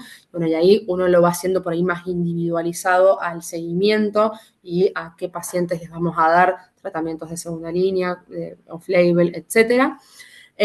Siempre valorar en qué grado de fibrosis tiene nuestro paciente, ¿sí? No solamente con la clínica, la ecografía, sino también con el FibroScan, que por ahí nos puede dar de bastante duda. Volvemos a lo mismo, no es algo que esté presente en todas las provincias o en todos los centros, pero también con el laboratorio, con alteración del TP, la albúmina, bueno, etcétera, nosotros podemos ir identificando qué pacientes tienen cirrosis o fibrosis avanzada y obviamente manejar de forma activa los síntomas, porque como bien dijimos, si bien hay pacientes que son asintomáticos, hay pacientes que conviven con el prurito de forma permanente, son pacientes que se encuentran muchas veces con esto, con ojo seco, boca seca, son pacientes que suelen tener alteraciones de la densidad ósea o pacientes que tienen coexistencia con otras enfermedades autoinmunes.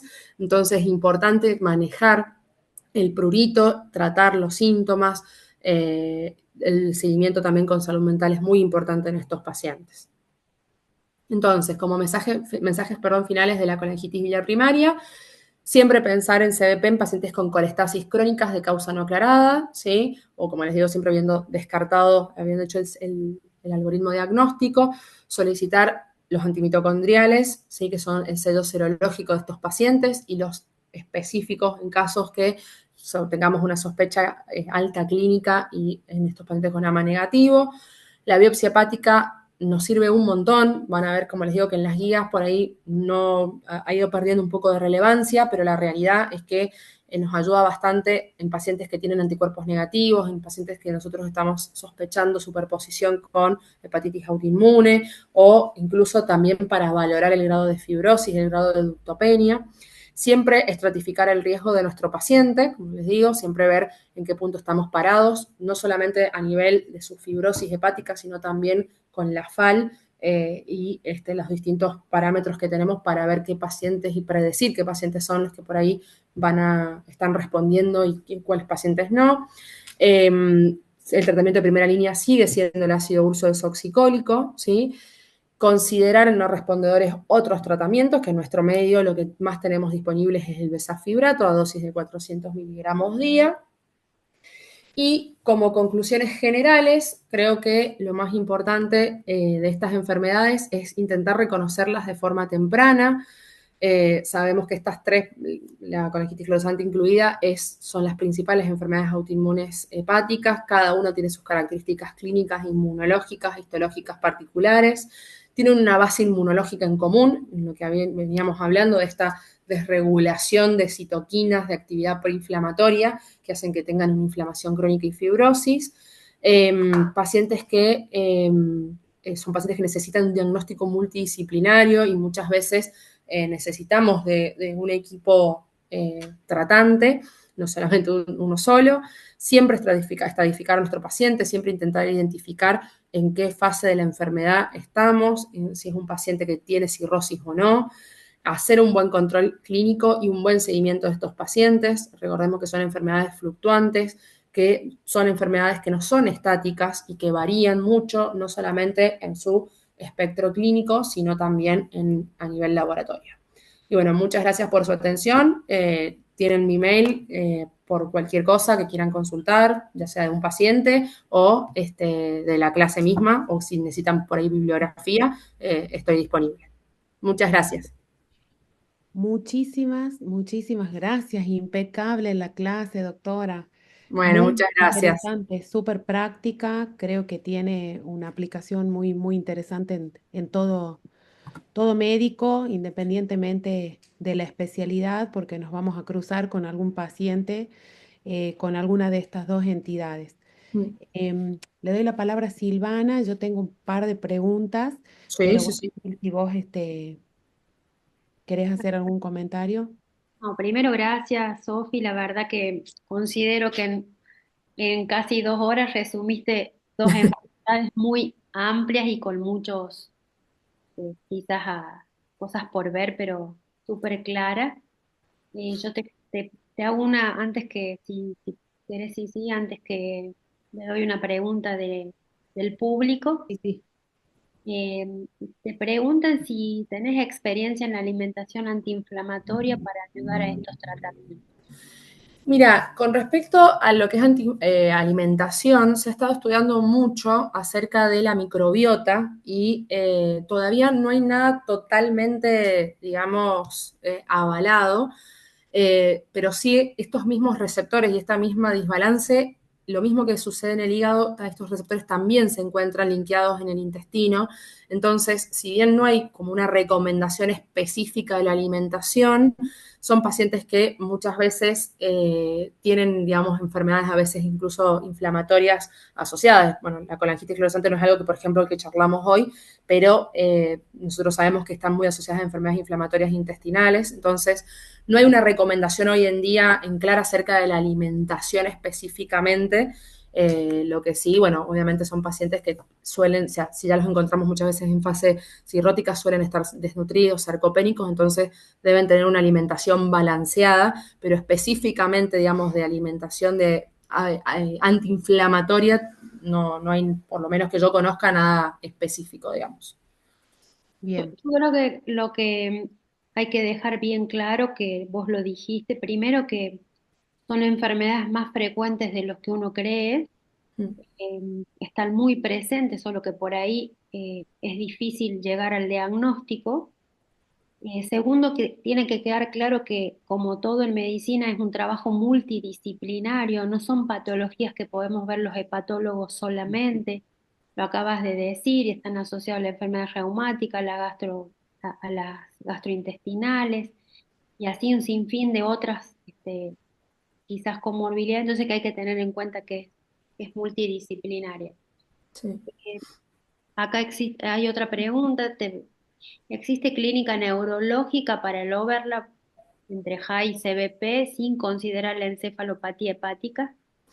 No, en realidad, a ver, el síndrome de superposición, que por ahí no me quería por ahí mezclar mucho con ese tema, porque es bastante difícil. O sea, a ver, el síndrome de superposición significa que nosotros tenemos características de las dos enfermedades, ya sean histológicas, bioquímicas o del inmunológico, ¿no? Que tenemos características de las dos presentes, pero muchas veces nos sucede que por ahí no es un síndrome de superposición, sino que es por ahí un comportamiento más inflamatorio, por ejemplo, de la CBP. Con la CBP nos ha pasado mucho eso, que por ahí han sido mal catalogados por ese lado. y las manifestaciones neurológicas en sí, por ahí tienen más que ver con la cirrosis descompensada o con el fallo hepático fulminante cuando se desencadena esta encefalopatía, que por la misma enfermedad per se, ¿no? Bien. Bien. Doctora Caram. Sí, bien. Dos consideraciones, Doc. Sí, Si respecto a la denominación, el término correcto sería colangitis biliar primaria en este momento. exacto. Sí, porque era una entidad que siempre se conoció como cirrosis, pero bueno, la idea es de colangitis, calculo que tiene que ver con interpretarla más tempranamente antes Exacto, porque hoy en día estamos o sea, por suerte hemos logrado identificarla en los estadios estos asintomáticos y perfecto. lo que se vio es eso, básicamente, que en realidad es esta inflamación del ducto biliar, esa colangitis supurativa que nosotros por ahí no vemos si no biopsiamos de forma sistemática a los pacientes. Entonces, cuando ya se habla de, como antes se decía, de cirrosis biliar primaria, es porque el paciente ya ha desarrollado una progresión de la enfermedad, una fibrosis y cirrosis, pero hoy en día ya es colangitis biliar primaria. Sí.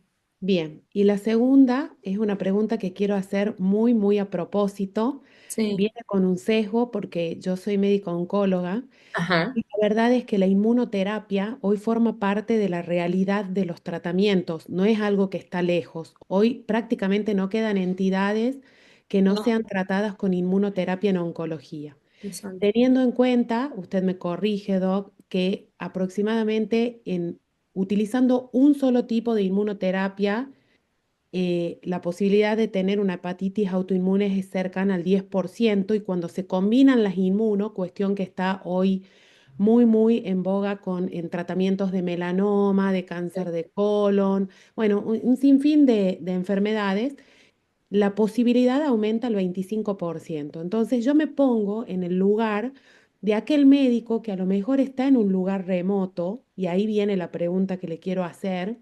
Estamos en un lugar remoto, tenemos un paciente que a lo mejor va a un centro de referencia para hacer su inmunoterapia, pero vive en el lugar a donde yo vivo. Sí, De pronto conozco al paciente, esto sucede mucho en los medios por ahí más chicos, y sé que este paciente tenía un hepatograma normal o aceptable. De pronto veo que existe una franca inflamación y empiezo a sospechar que quizás por su inmunoterapia puede estar haciendo una hepatitis. ¿Existe algún inconveniente en que yo pueda en ese momento, hasta remitir al paciente al centro asistencial, iniciar la dosis que usted planteó de corticoides? ¿Lo considera? generalmente, claro, cuando uno habla de que bueno, tiene la sospecha de que es inducida por un fármaco, o sea, la primera medida es suspender el fármaco. Claro, Cuando está asociada a drogas, muchas veces el corticoide, o sea, si bien suelen tener una buena respuesta, por ahí no lo vemos de forma inicial capaz. mm, En realidad, lo que uno, cuando tiene estas alteraciones del hepatograma, lo primero que tiene que intentar detectar es los parámetros, digamos, de gravedad, que son el TP alterado, la bilirrubina alta, mm, cualquier grado de encefalopatía. Eh, Muchas veces hay drogas que por ahí responden bien al corticoide y otras no, entonces cuando uno busca, digamos, en todo lo que es guías asociadas a DIRI y enfermedad autoinmune, o sea, dice que el corticoide se puede iniciar o no. Yo la realidad es que yo creo que en la duda, digamos, ante un paciente que ustedes tienen por ahí más difícil de derivar, si el paciente por ahí está estable, como digo, no tiene ningún riesgo, ningún parámetro, se podría iniciar. Por ahí las dosis a veces no son las mismas, digamos, que en hepatitis autoinmune, a veces incluso usamos dosis menores, pero más allá del inicio del corticoide es muy importante como el seguimiento estricto del paciente, o sea, sacar el fármaco y es un bien, paciente que le vamos a tener un seguimiento por ahí mucho más controlado. Yo la realidad es que el corticoide, o sea, no habría por inconveniente de iniciarlo, como les digo, si es un paciente que nosotros le vamos a tener un control bastante estricto y siempre y cuando, como hablamos, no tiene un grado de encefalopatía, TP alterado o bilirrubina alta. bien, bien. La ¿Sabes pregunta, como qué? le decía, una cosita, la hice adrede. ¿Por qué? Sí, Porque En realidad, en las drogas que vemos en el contexto de Dili, esto que usted plantea de retirar el medicamento, por supuesto es que es el primer gesto.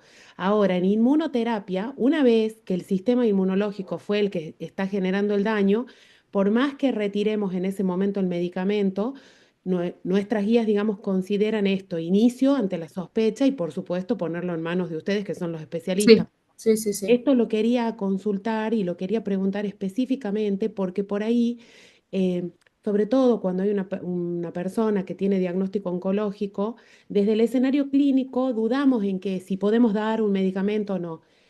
Para el caso de la sospecha de una hepatitis inmunorrelacionada, como sería el término que usamos en oncología, bueno, se podría iniciar el corticoide y por supuesto llamarlos de inmediato para que nos ayuden a Sí, usted. y sobre todo esto de, o sea, se puede iniciar y obviamente teniendo en cuenta que es un paciente que va a estar inmunosuprimido, que ya está inmunosuprimido por todo su tratamiento previo, entonces hay que tener mucho cuidado con las dosis, por ahí uno puede intentar dosis menores y este seguimiento justamente estricto, sobre todo del TP, la función renal, bueno, en la clínica obviamente la encefalopatía, intentando detectar digamos, o sea, la progresión y la insuficiencia hepática, ¿no?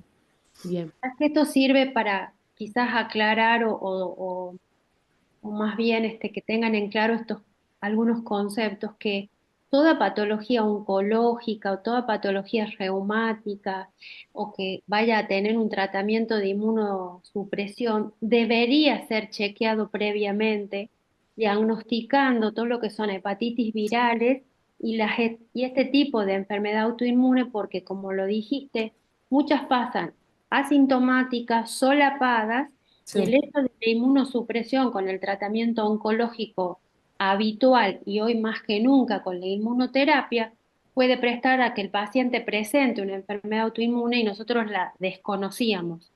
O sea, que les quede claro que más allá de hoy la inmunoterapia, todo paciente que inicie inmunosupresión debería estar estudiado el estatus hepático sí, sí, sí, con sí, todo claro. lo que... Porque nosotras podemos desarrollar una hepatitis hasta viral con un tratamiento oncológico porque muchos son totalmente asintomáticos, las podemos tener y no nos enteramos. O sea que Sí, más allá de lo que acota la doctora Karam, creo que sirve también para aclarar que estos pacientes deberían estar estudiados el hígado previo a cualquier tratamiento. No solo lo oncológico, sino, por ejemplo, lo reumático, la patología gastrointestinal como la colitis ulcerosa y el Crohn, que también tienen inmunosupresión, debería ser chequeado. Bueno, ni lo neurológico, todo lo que vaya con inmunosupresión, sí. deberían aportar. Incluso hay varios estudios ahora con todo esto de la inmunoterapia y los inhibidores de checkpoint, o sea, hay varias guías y varios consensos en donde se intenta buscar qué pacientes son los que tienen por ahí más factores de riesgo de presentar un evento tóxico, ya sea a nivel hepático o incluso, por ejemplo, una Cualquiera. tiroiditis. Entonces, siempre hay que estar muy atento a la anamnesis de los pacientes, de sus antecedentes propios, ver si tiene alguna enfermedad autoinmune. Es muy importante esto y también de los antecedentes familiares, porque por ahí no es lo mismo, como decimos, un paciente que le vamos a tener que dar una inmunoterapia por un melanoma que tiene tiroides de Hashimoto o que tiene pénfigo o que tiene a un paciente que no lo tiene. Entonces, intentar identificar estos pacientes que uno dice, bueno, tienen una cierta carga autoinmune, digamos, capaz que en otros órganos. Entonces, estos pacientes son los que nosotros les vamos a tener más ojo de que desarrollen algún nivel de toxicidad, por así decirlo, en cualquier órgano, no solamente en el hígado, ¿no? Totalmente. Bien. Bueno, ahí estaba, muchísimas gracias. Estaba revisando a ver si teníamos alguna otra pregunta en el chat, pero bueno, creo que no, no, ni tampoco en preguntas. No sé, Silvana, si quieres alguna consideración final. Y bueno, la verdad es que no puedo creer el tiempo. Muy bien con el timing, con semejantes temas. Entonces, sí, No, no. sí, sí. Bien. Solamente volverte a agradecer, Sofi, que sepas que el chat son todas felicitaciones y muchas gracias. Y a Bueno, pesar de un día de camiseta, sí, tuvimos sí. audiencia de 39 personas, así que Sí, no nos sí. podemos No podemos pedir más. Se mantuvo la audiencia a pesar de Messi. A pesar de Messi. Bueno, entonces lo considero un muy buen halago. Por Bien. supuesto, sí, sí, Bueno, sí. igual cualquier cosa, obviamente, como les digo, dudas que tengan, está mi contacto para que lo que sea que necesiten, nos comenten y bueno, obviamente nosotros tenemos las puertas abiertas también para incluso discutir pacientes, lo que necesiten. Muchísimas gracias. No, por favor, Doctora, muchas gracias a ustedes. Muchas ¿cómo gracias, estás? doctora. Sí, hola. Primero debo felicitarte, agradezco mucho tu dedicación y tu tiempo y quería preguntarte si el PowerPoint es posible que lo podamos subir a la plataforma para que Sí, todos sí, tengan sí. acceso. Parece que es muy útil y poder revisarlo y además de poder ver nuevamente la clase, que es muy interesante, tener a mano los Power sería muy Sí, sí, bueno. sí, por supuesto, yo se los envío, no hay ningún problema. Bueno, genial. Bueno, Bueno, Gracias, agradecerle a todos. muchas que gracias. tengan excelente noche y gracias, doctora Sofía, Muchas gracias impecable. a Muchas ustedes. gracias. Saludos Gracias. para todos. Saludos Hasta a luego. todos y a estar atentos al examen, ¿sí? Así Sí, gracias, buenas noches. Chao, es. hasta luego, gracias. Gracias. Ay.